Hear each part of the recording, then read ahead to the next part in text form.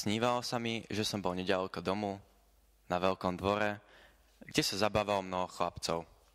Niektorí sa smiali, iní sa hrali, viacerí nadávali. Keď som počul ich rúhanie, skočil som medzi nich a snažil som sa ich umočať pesťami i krikom. Vtedy sa objavil vznešený, dôstojne oblečený muž, celý zahálený do bieleho rúcha. Jeho tvár tak žiarila, že som sa na ňu nemohol pozerať. Oslovil ma menom a prikázal mi, aby som sa postavil na čelo týchto chlapcov. Dodal. Ich priateľstvo si musíš získať miernosťou a láskou, nie bitkou. Hneď ich teda začni poučať o tom, aký škaredý je hriech a aká vzácna je cnosť. Zmetený a vylákaný som poznamenal, že som iba chudobný a nevzdelaný chlapec a že nedokážem hovoriť o náboženstve s týmito lapajmi. V tom sa chlapci prestali mlátiť, vykrikovať a nadávať a všetci sa zhrkli okolo muža. Takmer som nevedel, čo hovorím, keď zo mňa vyhrklo. Kto ste, že odo mňa chcete také veľké, nemožné veci?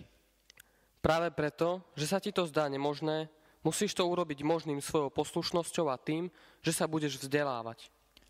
Dám ti učiteľku, ona ťa privedie k múdrosti. Bez nej sa každá múdrosť stane hlúposť. Ale kto ste, že so mnou takto rozprávate? Ja som syn tej, ktorú ťa tvoja matka naučila pozdraviť 3-krát denne. Mama mi vždy hovorí, že bez jej dovolenia sa nesmiem rozprávať s tým, koho nepoznám. Povedzte mi teda, ako sa voláte. Opýtaj sa mojej matky.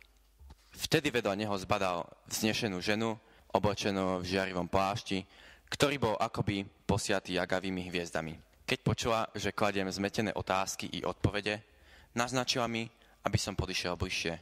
Láskovo ma chytila za ruku a povedala mi. Pozri sa. Rozhliadol som sa a všimol som si, že tí chlapci zmizli. Namiesto nich tam bolo plno capov, psov, kocúrov, medveďov a veľa iných zvierat. Toto je tvoje pole. Tu musíš pracovať. Buď pokorný, silný a statočný a to, čo teraz uvidíš, že sa stane s týmito zvieratami, budeš musieť urobiť s mojimi deťmi. Znova som sa teda pozrel a namiesto divej zvery sa tu objavili krotké baránky, ktoré sa zbiehali k tomu mužovi a k tej panej, poskakovali a bľačali ako na oslavu.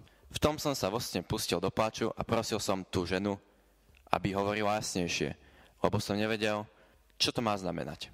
Vtedy mi položila ruku na hlavu a riekla. Časom všetko pochopíš. Len čo povedala, zobudil ma akýsi hluk. Všetko zmizlo a ja som ostal ohromený.